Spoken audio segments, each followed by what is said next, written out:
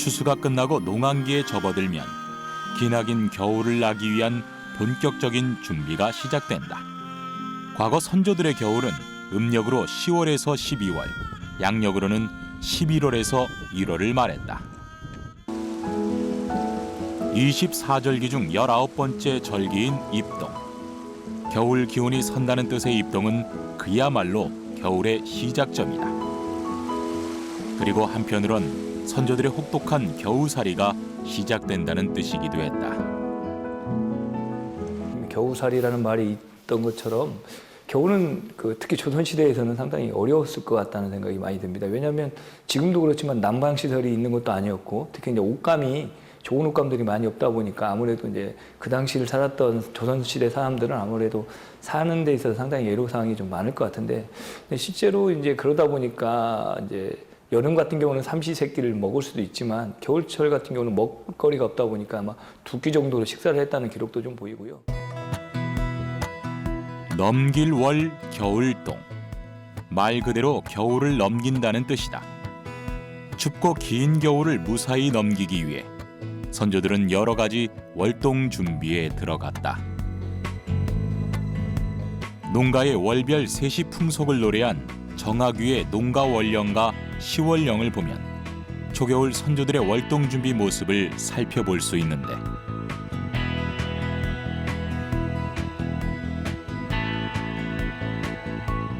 그 할 일이 꽤 많아 보인다. 우리나라 월동 준비 같은 경우는 김장, 그다음에 지역마다 좀 하는 땔감 준비, 그다음에 예전에는 초가지붕이다 보니까 이제 이역력기 같은 경우가 대표적인 이제 월동 준비인데 우리나라의 그 전통 세시풍속을 보면 음력 한 7, 8월부터 미리 나무를 베어놓고 그걸 겨울에 땔감으로 쓰는 그런 사례들이 많이 보입니다. 그런 의미에서는 상당히 우리나라가 일찍부터 월동 준비에 상당히 신경을 많이 썼던 민족이 아닌가 그런 생각을 좀 해보게 됩니다.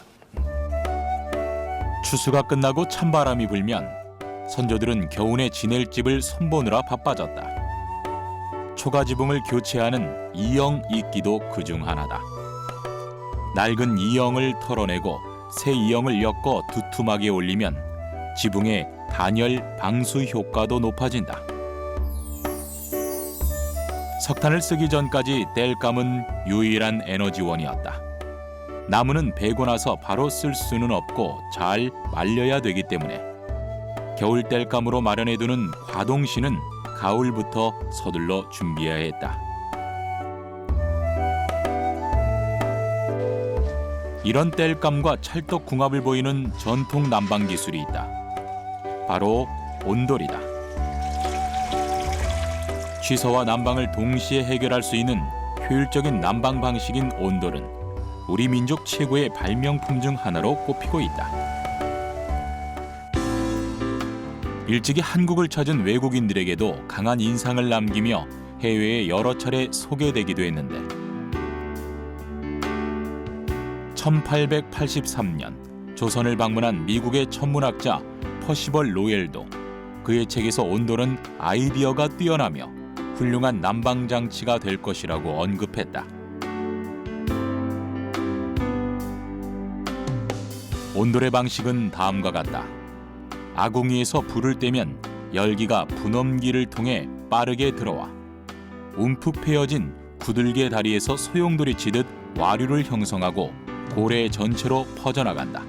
그리고 출구 쪽 고래개 자리에 다시 모아져서 열기는 남고 연기만 나가게 되는데 이렇게 구들에 저장된 열기는 서서히 위쪽으로 퍼지며 실내 공기를 전체적으로 고르게 덮여주게 된다. 이런 온도를 통해 좌식 문화가 발달하기도 했는데 보통 인체가 가장 쾌적하게 받아들이는 온도는 평균 18도.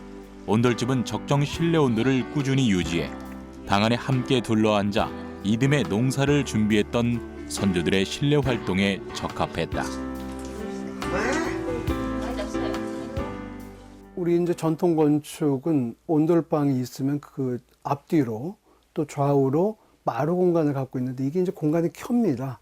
그러니까 공기층을 형성을 하는 것이죠. 그래서 외기에 그 찬 바람으로부터 한번 걸러주기 때문에 실내의 열환경은 상당히 합리적이고 잘 유지가 될 수 있었던 거죠. 조선 18대 왕 현종 때 기록을 보면 추운 겨울 왕이 함경도에 유배 중인 죄인들을 걱정해 따뜻한 지역으로 옮기려 했다가 토시를 지었으니 겨울을 보낸 뒤 옮기게 하자는 신하의 권유를 받아들인 일화가 있다.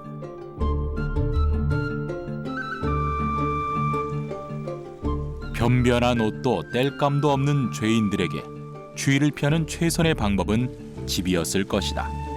가옥 구조는 난방 시설과 함께 추위를 막는 중요한 요소다. 국내에서 유일하게 전통 북방 가옥 형태를 보존하고 있는 고성 왕곡마을. 이곳은 특이하게 집집마다 대문과 담장이 보이지 않는다. 겨울 전에는 눈이 많이 와갖고 지금 제가 서 있는 이곳이 집의 마당인데 들어오시면서 대문도 없고 담장도 없습니다. 이런 것들은 적설량이 많기 때문에 일조량을 많이 받아서 눈을 빨리 녹이 없애려는 그런 노력이 일환이었고요. 또 이런 공간이 이웃 간에 다 이 가족들이다 보니까는 공동 작업 공간으로 사용하기 위해서 이 마당의 담장이나 대문을 없앴습니다. 햇볕을 충분히 받고 폭설로 인한 고립을 방지하기 위해 개방적인 앞마당. 그와 달리 뒷마당은 비교적 높은 담으로 둘러싸여 있다. 북서풍을 막기 위해서인데 밖에서 보면 지붕만 보일 정도다. 특이한 점은 집안에서도 찾아볼 수 있다. 대부분 집들이 남향의 기역자 형태인 왕곡마을. 부엌문을 열고 들어가면 커다란 붓두막이 있고 그 붓두막 옆으로 안방, 도장방, 사랑방, 마루가 연결된다. 외양간도 붓두막 바로 옆에 덧붙여 있는 형식이다. 이 공간이 예전에는 소를 키우던 외양간이었습니다. 그래서 소도 부엌 옆에서 같이 있음으로 해갖고 추운 겨울을 나는데 도움을 많이 줬고요. 우측에 보시면은 마루가 보이는데 마루를 건너야 안방으로 들어갈 수 있습니다. 이런 형태를 겹집 구조라고 이야기를 합니다. 우리나라의 지역별 전통 가옥 형태를 보면 크게 홑집과 겹집으로 나눌 수 있다. 홑집은 대들보를 중심으로 방이 한 줄로 배치되고 겹집은 대들보를 중심으로 방이 두 줄로 배치되는데 겹집은 왕곡마을처럼 비교적 추운 동북부 산간지대에서 많이 볼 수 있는 형태다. 남서부 평야지대에 많은 홑집에 비해 폐쇄적인 구조지만 보온에 유리한 것이 특징이다.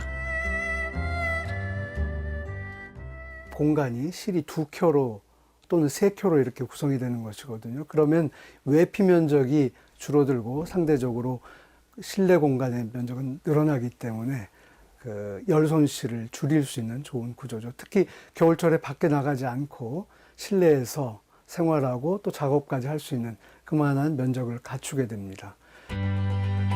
실제 왕곡마을의 집의 전형을 보여주는 함정균 가옥을 보면 각 공간이 이중으로 된 겹집 구조인데 사랑방을 제외하면 방문이 밖으로 나 있지 않고 안채와 뒷마당, 외양간은 주로 부엌을 통해서만 출입할 수 있어 외부에서의 공기 유입을 최대한 막은 것을 알 수 있다. 지리적 기후적 특징을 고려해 집안 구조에서 건축 자재까지 세심하게 신경을 쓴 선조들의 지혜. 지붕에 눈이 많이 쌓일 것을 대비해 단단하면서도 유연성이 있는 휘어진 소나무를 대들보로 사용하고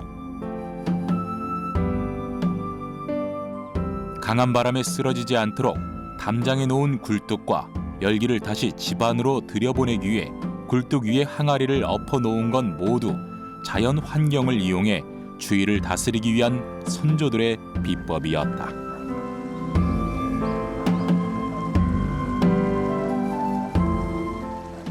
한옥에서는 벽 하나가 아니라 이 공간에 공기층을 어떻게 배열해서 계절에 따라서 이것을 확장해서 사용하기도 하고 또 조금 좁혀서 사용하기도 하면서 이 자연환경에 잘 대처를 해나갔습니다.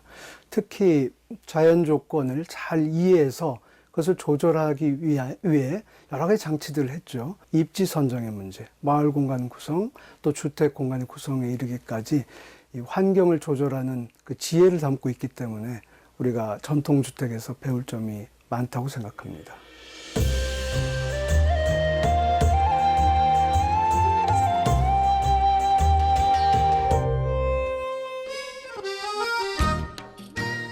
음식에서의 대표적인 월동 준비는 전통적으로 이웃 간 품앗이로 이루어지던 김장이다.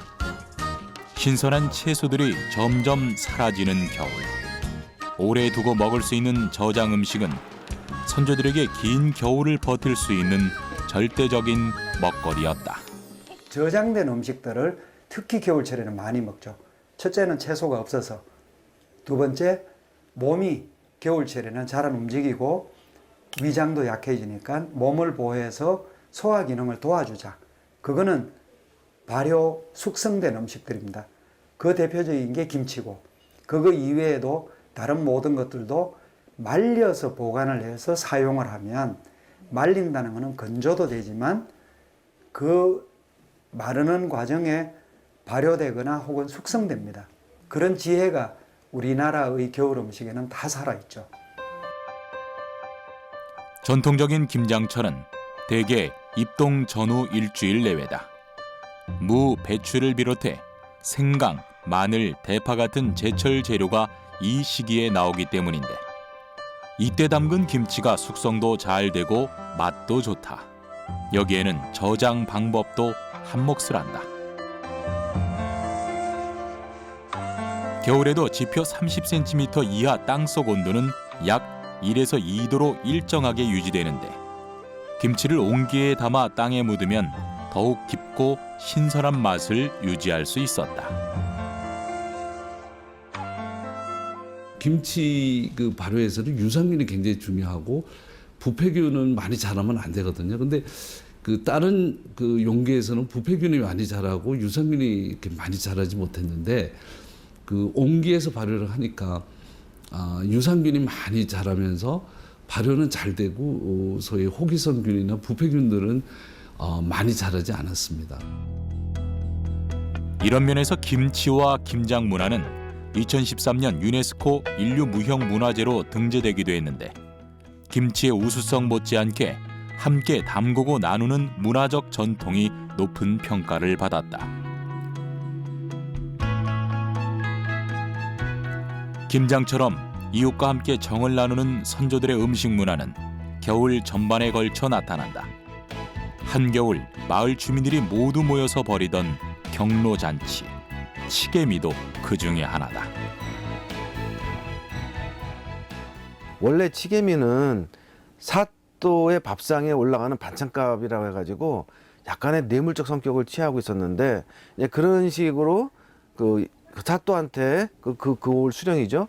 사또한테 그 반찬을 잘 차려놓는 것처럼 노인네들한테도 잘 차려서 봉양을 한다는 뜻으로서 치개미를 많이 썼는데요. 치개미는 다만 입동만 하는 게 아니고 동짓날이나 또는 제석 이럴 때 추울 때 건강식, 보양식이라는 개념으로 모셨다, 바쳤다는 것을 볼 수 있겠습니다.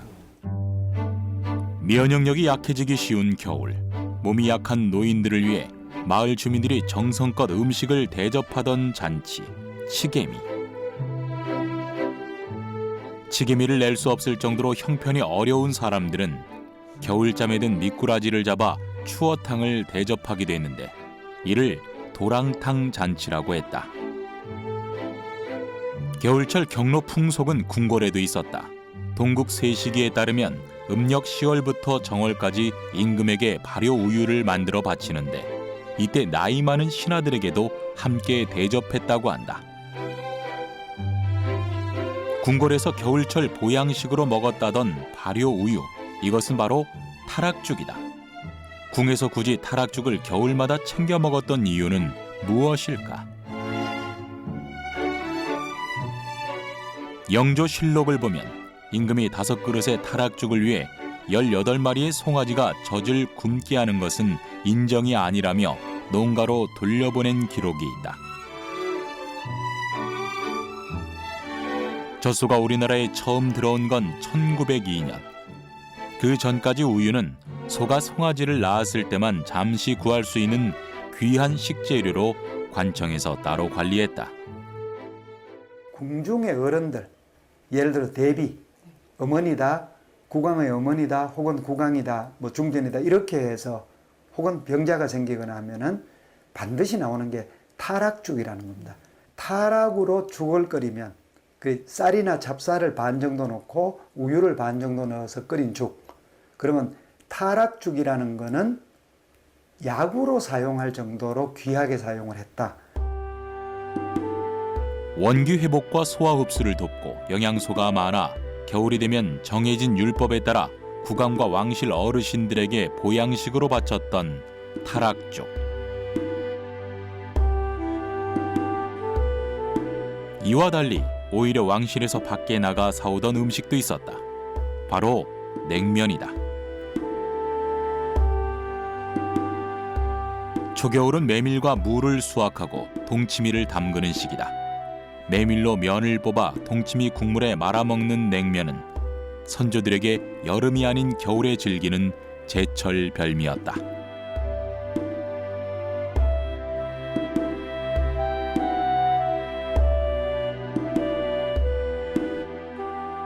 조선 23대 왕 순조도 냉면을 즐겨 먹었는데 달구경을 나왔던 순조가 특이하게 신하를 시켜 궁 밖에서 냉면을 사오게 했다는 일화도 있다. 1800년에 정조대왕이 성화를 하셨고 그 무렵까지가 조선의 제2의 르네상스입니다. 경제가 굉장히 좋아졌고 여러 가지 음식들이 민간의 음식들이 나오고 우리가 생각하는 주막 그러니까 솥이 펄펄 끓고 그 국물을 떠서 술국으로 하고 하던 이제 그런 분위기들이 1800년 언저리부터 굉장히 길거리에 많아집니다. 민간에서는 점점 더 경제가 발전하면은 냉면을 먹고 그 다음에 이때부터 고기가 조금 흔해지기 시작을 하니까 뼈들이 나오고 선지가 나오고 이른바 소의 부산물들이 나오기 시작을 합니다. 소의 다양한 부위를 활용한 겨울 음식 중에는 족편이 있다. 족편은 쇠머리와 쇠족 등을 고아 차게 식힌 일종의 무기다. 궁중의 잔치를 기록한 진연의궤에는 족병이란 이름으로 소개되기도 했는데 왕실과 반가의 크고 작은 행사가 있는 날에는 반드시 상에 올랐다고 한다. 그럼 족편은 어떻게 만드는 걸까? 우선 소가죽과 소머리, 소족 등 콜라겐 성분이 많은 부위를 손질해 장시간 고아준다. 쇠족이 무르면 뼈를 추리고 고기는 곱게 다져서 국물과 함께 조금 더 끓여준다.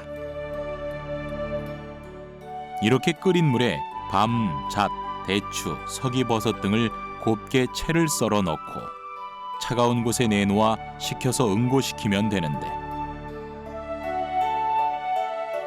보관성이 좋아서 한번 만들어 놓으면 제사나 잔치 등 필요할 때마다 간편하게 올리기 좋았다. 쫄깃한 식감이 나면서도 부드러워 남녀노소 두루 즐길 수 있는 겨울 음식이었다. 단백질이 풍부한 음식이기 때문에 겨울 보양식으로 저희의 선조들이 많이 먹은 음식이고요. 그다음에 풍부한 콜라겐이 있기 때문에 또 저지방성이기 때문에 열량이 낮아서 요즘에 많은 이제 성인들이 성인병이라든가 그다음에 이제 저칼로리를 해서 다이어트 식품이기도 하기 때문에 요즘 젊은 분들이라든가 현대인들이 먹음에도 아주 아무런 손색이 없는 아주 건강 음식이라고 할 수 있습니다. 고기는 특히 양반 귀족층에게는 중요한 단백질 공급원이었다. 동국 세시기에 보면 음력 10월 초하루면 사람들이 화롯가에 둘러앉아 소고기를 구워 먹는 난루회를 열었다는 기록이 있는데 조선 22대 왕 정조도 정약용을 비롯해 밤늦게 공부하는 유생들이나 신하들을 불러 종종 난루회를 즐겼다고 한다. 성질이 따뜻하고 단 소고기는 파와 마늘을 곁들이면 소화를 돕고 원기를 돋아준다. 여기에 화롯가에 둘러앉아 함께 먹고 이야기 나눌 수 있으니 춥고 긴 겨울밤 소고기는 선조들에게 단연 최고의 메뉴였을 것이다. 고기를 즐기는 사람들이 많아지면서 먹는 방법도 다양하게 발전했다.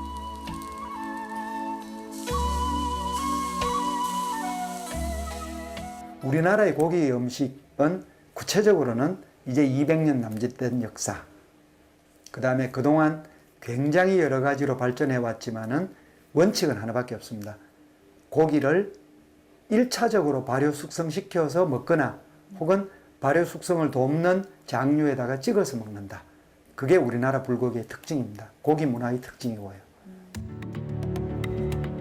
고기 굽는 모습을 그린 풍속화를 봐도 선조들이 고기를 장에 찍어 먹던 문화를 엿볼 수 있다. 당시 불판을 보면 중간 움푹한 홈에 채소와 장을 끓이고 테두리에 고기를 굽는데 둥글고 움푹한 그릇에 각종 채소, 고기, 장을 섞어 끓이는 전골이 바로 난로회에서 유래된 것이다. 왕실과 양반들이 주로 먹었던 신설로도 그 맥을 같이 하고 있다. 신설로는 생선과 고기, 각종 색을 내는 채소를 보기 좋게 돌려 담은 뒤 육수를 붓고 즉석에서 끓이면서 먹는 탕요리다. 여러 가지 맛과 영양소를 한 번에 섭취할 수 있어 입을 즐겁게 해주는 음식이란 뜻의 열구자탕이라고도 불린다. 여럿이 둘러앉아 같이 음식을 나누며 먹는 형태는 겨울을 더 따뜻하게 만드는 정취이기도 했다. 조선 후기 문신 남유용은 지인들과 함께 신설로를 먹던 따뜻한 분위기를 시로 표현하기도 했다. 우리나라의 특징적이라고 하면은 이제 둘러 앉아서 음식 문화가 있는데요. 그 신설로야말로 둘러 앉아서 따뜻하게 데워 먹는 우리나라 전통 음식을 아주 많이 나타내고 있는 음식이라고 할 수 있어요. 24절기 중 22번째 절기인 동지는 하루 중 밤의 길이가 가장 긴 때다. 겨울이 깊어진 만큼 봄이 올 날도 얼마 남지 않았다는 의미를 담고 있다. 책력은 책의 형태로 제작된 선조들의 달력으로 월 1의 시간적 흐름뿐 아니라 농사에 관한 정보도 있어 농경사회에서 요긴하게 쓸 수 있는 물건인데 매년 동지가 되면 천문연구기관인 관상감에서 신년 책력을 만들어 왕에게 올리는데 왕은 이를 다시 신하들에게 나눠주고 그럼 신하들은 친지들에게 선물했다.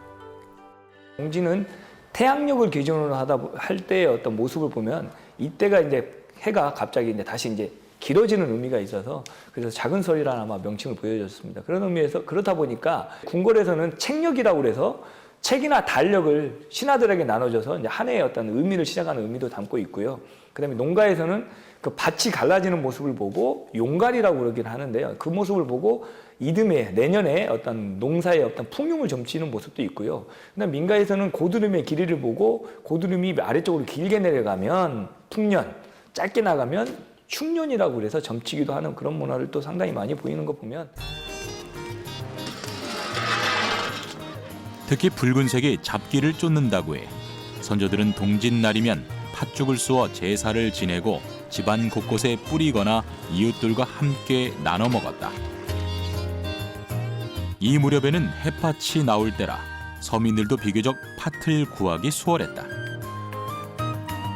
동의보감에서 팥은 몸 안의 수분을 잘 돌게 하고 기운을 잘 통하게 해 비장을 씻어내는 약이 된다고 했다. 실제로 팥죽은 선조들의 겨울 영양식으로 그 역할을 톡톡히 해냈다. 11월 동지 때에는 이제 그 애동지라고 해서 팥죽들을 끓여 먹어서 애군을 이제 뭐 막는다 그런 풍속이 있는데요. 특히 팥에는 비타민 B원이 있어요. 그래서 겨울에 부족하기 힘든 비타민을 그 팥죽을 끓여 먹으려 해서 보충을 했습니다. 집집마다 팥죽을 먹었지만 팥죽은 궁중이나 대갓집, 절 같은 큰 단체에서는 형편이 어려운 사람들에게 나누어 주는 구제 음식이기도 했다. 영조 46년에는 동짓날 궁밖에 나갔던 영조가 환궁하는 길에 추위에 떠는 거린들을 보고 신하들을 시켜 팥죽을 나눠주게 한 일도 있었는데 기본적으로 그 한식의 체계는 음양오행에서 시작을 하고 모든 음식을 음과 양으로 나누거든요. 그러면은 그 팥죽이라는 것은 색깔이 붓고 그 다음에 원래 성질 자체가 양이라고 보거든요. 이렇게 나눠 먹고 하는 거는 양의 기운을 전부 좀 이렇게 퍼뜨려서 한반도 전체가 좀 따뜻해지게 몸도 보호하지만 사회 구성원으로 공동체의 일원으로서 우리가 같은 공동체고 힘을 합친다. 그러니까 너와 나는 먼 사람이 아니고 가까운 사람이다. 그런 개념을 팥죽과 달력에다가 다 담았죠.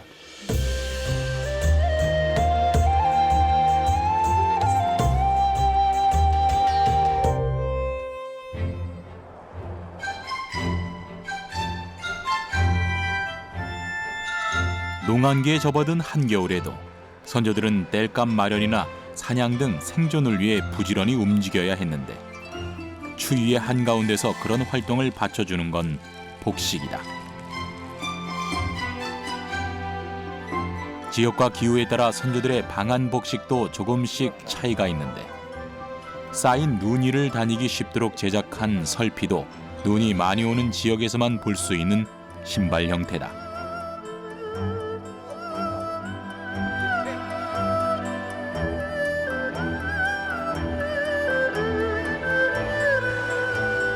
대한민국에서 눈이 많이 오는 지역 중 한 곳인 평창. 이곳에서는 선조들이 썼던 전통 설피를 그대로 보존해오고 있다. 요즘엔 뭐 눈이 안 오지만 옛날에는 한 30년 전에는 보통 왔다면 한 3m, 4m 쏘았거든요. 살피를 오시면 빠져서 다니지 못한단 말이에요. 그래서 이 살피 꼭 만들어서 집에 보관해놔야 됩니다. 이렇게 완성된 설피, 바닥에 닿는 면적이 넓으면 눈에 가해지는 힘이 분산돼 눈 속에 빠지지 않는 원리를 이용한 것인데 설피는 뒷부분은 꽉 조이고 신발 앞쪽은 헐렁하게 묶는 것이 요령이다. 그런데 설피는 1, 2년만 묵으면 끈이 삭고 부러지기 때문에 매년 만들어야 한다고 한다. 여러 컬 해놓는다고. 그리고 그때 갈 때 멀리 가면 한 컬이 달아가지고 주름을 넣어지고 다니고 가다 부러지면 바꿔 신어야 되니까. 예. 그때 보통 한 8컬씩 집에 만들어 놓고 또 이웃에 놀러 왔다가 눈이 많이 급사시 오면 가지 못하잖아요. 그러면 신고 하라고 주기도 하고. 1년의 준비 기간을 통해 완성되는 설피. 어렵고 힘든 형편에도 가족과 이웃을 위해 넉넉하게 설피를 준비해두는 인심은 겨울을 더욱 따뜻하게 만드는 선조들의 비법이다.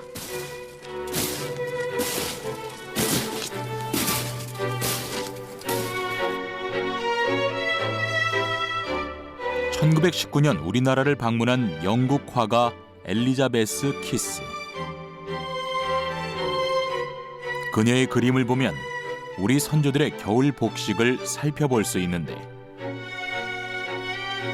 가장 눈에 띄는 것이 바로 머리에 쓴 남바위다. 남바위는 남녀노소 모두 즐겨 썼던 방한무로 일명 풍뎅이라고도 하는데 뒤쪽은 귀와 목덜미도 덮을 수 있도록 길게 내려온 형태다. 여기에 턱과 볼을 감싸는 볼기를 따로 착용하기도 하는데 여자들은 술과 매듭을 달거나 술을 놓아 화려하게 장식을 하기도 했다. 풍차는 남바 위에 볼기를 함께 달아놓은 형태다. 볼기를 사용하지 않을 땐 뒤로 젖혀 맬 수 있도록 했다. 그런데 이상하게 남바위와 풍차 모두 정수리 부분이 뚫려 있다. 방한을 위한 모자에 구멍을 낸 이유는 무엇일까?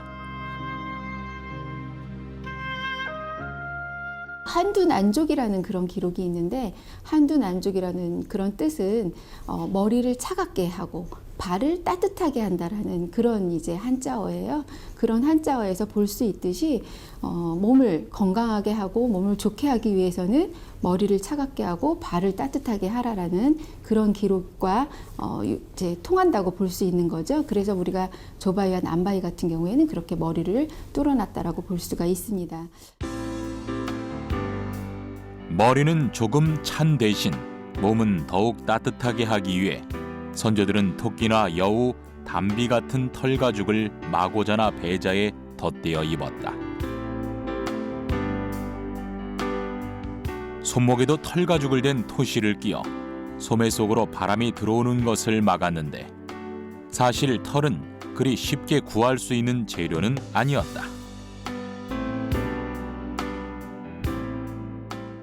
가죽 옷은 더 귀했죠. 왜냐하면 겨울철에 사냥을 할 수 있는 사람을 또 제한된다 뿐만 아니라 방한복을 토끼나 뭐 주로 이제 우리나라는 토끼의 어떤 방한복을 좀 많이 만드는 경우가 많이 보이는데 있어봤자 토시 정도? 토시 안에 그 털을 가죽을 좀 겹붙여서 털과 가죽을 겹붙여 하는 그런 문화는 보이는데 옷 자체가 박물관이나 제가 실제로 유물로 남아있는 것도 없고요. 그런 이야기는 뭐냐면 일반인들이 쉽게 쓰지를 않았다는 걸 고스란히 보여주는 어떤 증거자료라고 생각하시면 될 것 같습니다. 조선 제26대 왕 고종 황제의 배자. 고종 황제가 방한용 평상복으로 입었던 이 옷의 소재는 비단이다. 비단은 삼배나 모시에 비해 올 사이의 간격이 촘촘해 왕실과 양반들이 주로 방한용 소재로 사용했다.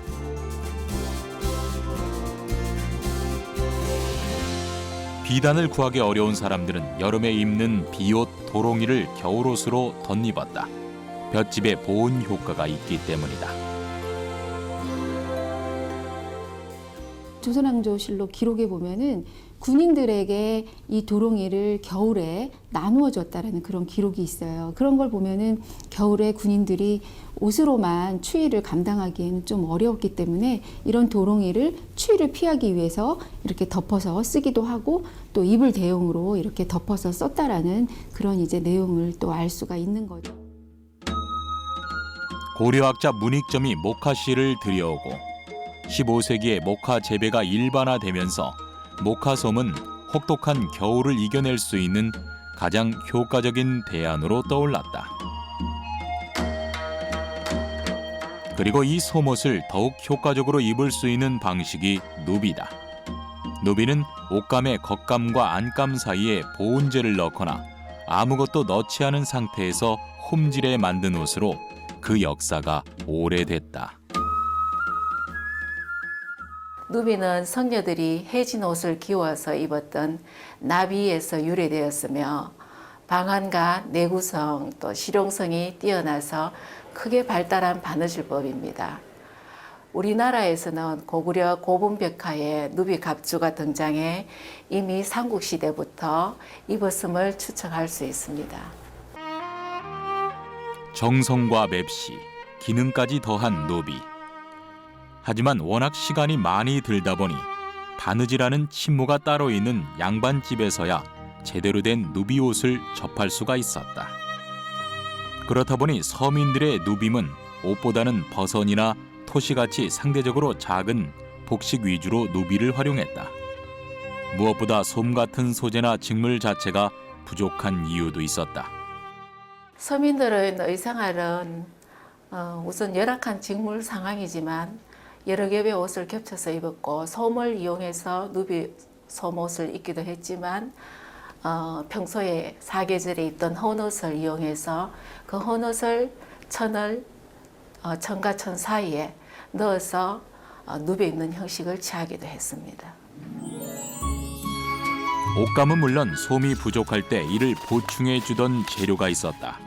바로 당나무로 만든 종이 한지다.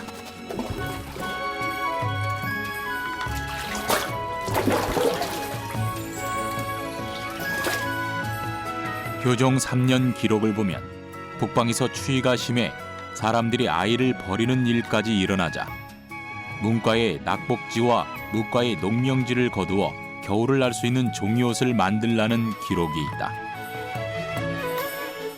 낙복지란 과거에서 떨어진 선비들이 본 시험지로 국가에서는 군사들을 위해 비변사를 통해 과거 응시생 중 낙방자의 시험지를 모아 변방으로 보내 군인들이 입게 했다. 적군 못지않게 추위와 싸우는 일이 중요했던 군인들. 종이로 만든 옷으로 추위를 견딜 수 있었다. 그런데 한지의 보온 효과는 어느 정도일까? 한지의 구조를 보면 종이를 만드는 과정에서 얽히고 설킨 당나무의 섬유질이 촘촘하고 견고해 바람이 통하는 것을 막아주고 보온 효과를 높여주는 걸 알 수 있다. 노비를 지을 때도 종이는 아주 좋은 소재다.